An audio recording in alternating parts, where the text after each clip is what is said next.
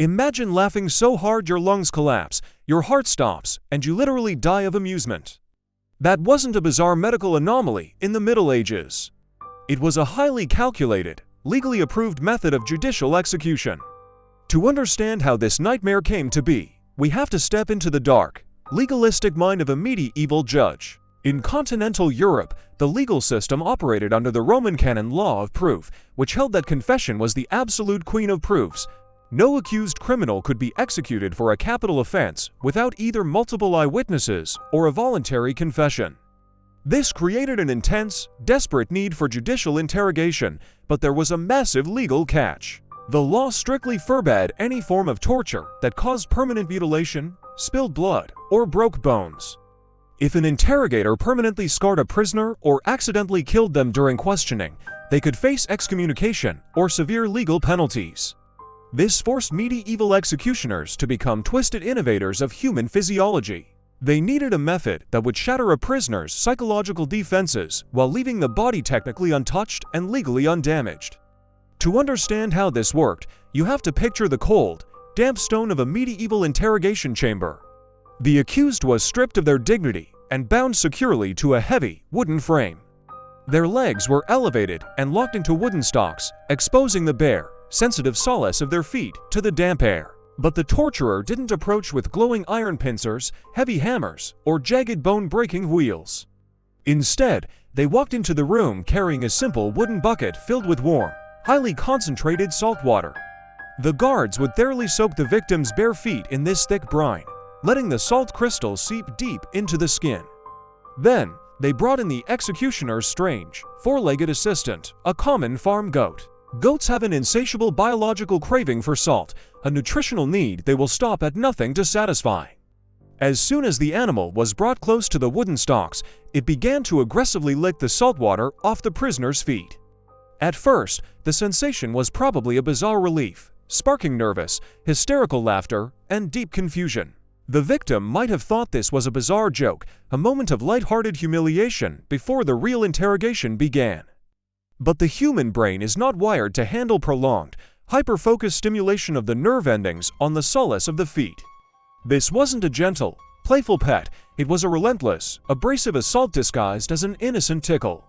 But that wasn't even the worst part. What started as a tickle quickly morphed into an agonizing, systematic destruction of the human nervous system. A goat's tongue is not soft like a dog's. It is covered in rigid, backward-facing spines called papillae, designed to strip tough bark from trees. Imagine that sandpaper-rough tongue scraping over the same highly sensitive skin thousands of times, driven by an unyielding hunger. As the goat licked, it slowly wore down the protective outer layers of the epidermis. Once the salt was licked clean, the guards would immediately reapply another layer of heavy brine directly onto the raw, exposed skin. The goat would resume its licking, driving the salt deeper into the freshly opened micro-tears. The physical reaction is something you can almost feel right now, an intense, burning itch deep in your feet that makes your toes curl and your legs twitch. Eventually, the tongue would strip the skin down to the raw, bleeding muscle and exposed nerve endings check. The victim's laughter turned to guttural, breathless screams, then to hyperventilation, and eventually to complete cardiovascular collapse. What they did next remained unwritten for 400 years. Let's take a quick step back and look at this with a modern eye. If you think this sounds like an urban legend or a bad horror movie, you are actually in very good company. If you search for medieval torture online, you will find wild claims about iron maidens and pear-shaped devices that were actually Victorian-era fabrications. These fake instruments were created in the 19th century to make the Middle Ages look far more barbaric than they actually were. So, is the goat tickle torture real, or is it just historical clickbait? Historically, this practice is a highly debated topic among academic historians. Legal historians like John H. Langbein, author of Torture and the Law of Proof point out that official European court records almost never detail goat tickling as a standardized method. Langbein's research shows that judicial torture was a highly bureaucratic, heavily documented process, and goat licking lacks solid legal evidence in official archives. However, cultural historians like Piero Camporesi, in his chilling book The Fear of Hell, Images of Damnation and Salvation suggest a different perspective. Comporasi notes that medieval societies were obsessed with symbolic, theatrical punishments that mirrored the torments of the underworld. In the medieval mind, the goat was a traditional symbol of the devil, making this punishment a literal enactment of demonic torture. If this punishment indeed happened, it relied on a cruel biological loophole that modern science is only now fully understanding. Prolonged tickling triggers a severe fight or flight response, sending the sympathetic nervous system into absolute overdrive.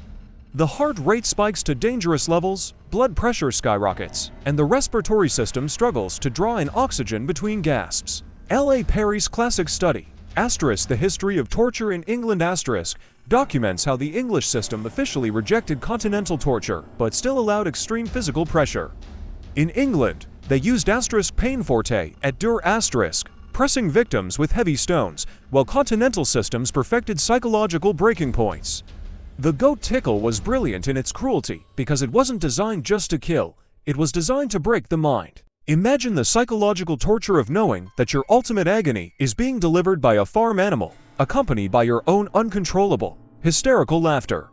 It was the ultimate humiliation, stripping the victim of their anger and leaving them only with absolute, pathetic vulnerability. And yet, the law had one final twist. Whether used as an official judicial sentence or an informal interrogation tactic, tickle torture proves that the medieval mind understood human physiology far better than we give them credit for.